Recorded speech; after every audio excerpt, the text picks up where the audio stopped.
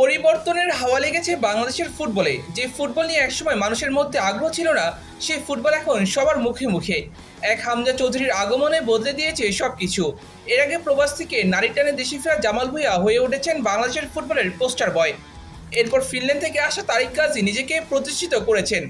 তাদের দেখানো পথে হেঁটে কাদেম শাহ এখন জাতীয় দলে।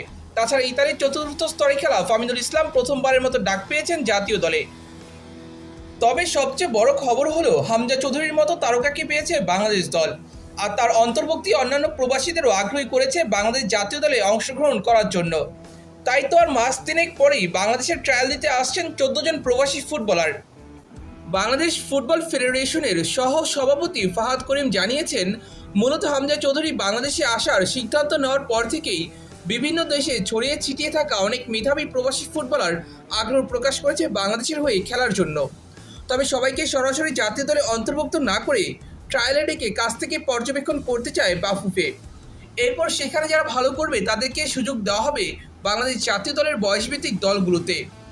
আসন্ন অনূর্ধ্ব-20 সাফ চ্যাম্পিয়নশিপ এবং অনূর্ধ্ব-23 এশিয়ান কাপ বাছাই পর্বের জন্য বাংলাদেশ দলে একাধিক প্রবাসী ফুটবলারকে যুক্ত করার পরিকল্পনা করছে বাফুফে। আগামী জুনে প্রায় 14 জন প্রবাসীকে নিয়ে আয়োজন করা হবে ট্রায়ালের, এমনটা জানালেন সহ সভাপতি ফাহাদ করিম। মাধ্যমে আমাদের অনেক এক্সপ্যাট বাংলাদেশি অরিজিন ফুটবলার যারা আছে, যারা এর আগে হয়তো ইন্টারেস্ট দেখায় নাই, তারা কিন্তু এখন বাংলাদেশের জন্য খেলার জন্য দে আর ইন্টারেস্টেড। তারা আপনি জেনে খুশি হবেন, জুন মাসে আমি নিজে এটা অর্গানাইজ করছি। প্রায় 14 এক্সপ্যাট বাংলাদেশি অরিজিন প্লেয়াররা আসছেন বাংলাদেশের ট্রায়ালের জন্য, 14 জন ইনশাল্লাহ এই জুন মাসে। আচ্ছা। এবং ইতিমধ্যে আপনি জানেন Fahmidul is already in our squad. আরও একজনের বাংলাদেশের পাসপোর্ট হয়ে গিয়েছে এবং আমাদের নেক্সট ইয়ার অলিম্পিক কোয়ালিফায়ার আছে আন্ডার 23 মেন্স। সেখানে আমাদের বিশ্বাস যে অ্যাটলিস্ট 4 থেকে 5 জন কিন্তু এক্সপায়ার বাংলাদেশি প্লেয়ার থাকবে ওই টিমটাতে। তবে ফাহাদ করিম এখনও সেই 14 জনের নাম প্রকাশ করেননি, কিন্তু আশা করা যাচ্ছে সেই তালিকায় থাকবেন তানিল শালিক, যিনি ইংল্যান্ডের স্টিফেনস এফসির অনূর্ধ্ব-18 দলে খেলছেন।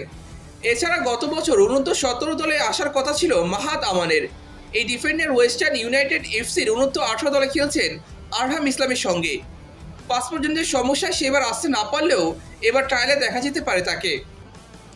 অন্যদিকে যুক্তরাষ্ট্রের MLS নেক্সট লিগে খেলা দুই ভাই রোনাল্ড সুলিভান এবং ডেকল্যান সুলিভানের সম্ভাবনা রয়েছে বাংলাদেশের হয়ে খেলার। তাদের মতো প্রতিভাবান দুজন ফুটবলার যুক্ত হলে সেটা হবে দারুণ ব্যাপার। এছাড়া জ্যাক ডুরান, জাহিন ইসলাম, নেহান হাসানরা আসতে পারেন এই ট্রায়ালে।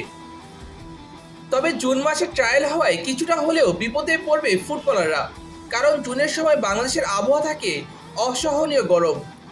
অন্যদিকে ট্রায়ালে আসা ফুটবলাররা বেড়ে উঠেছেন তুলনামূলক ঠান্ডা পরিবেশে। তাই জুনের পরিবর্তে সম্ভব হলে আগস্ট বা সেপ্টেম্বরে এটি আয়োজন করা উচিত। অন্যদিকে শুধু পুরুষ দল নয়, নারী দলও যুক্ত হতে পারে প্রবাসীরা, এমনটা জানালেন ফাহাদ করিম।